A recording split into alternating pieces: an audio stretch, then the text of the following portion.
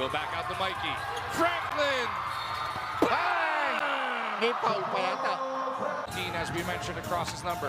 He's got Arana in front. Oh. Stingray crossover. Gets the ball! Make the son of a foul! Arana on the slide. Sinali si Justin Baltazar. Two-pointer is good. Iba ang abante ng convert. Igor Cobontin.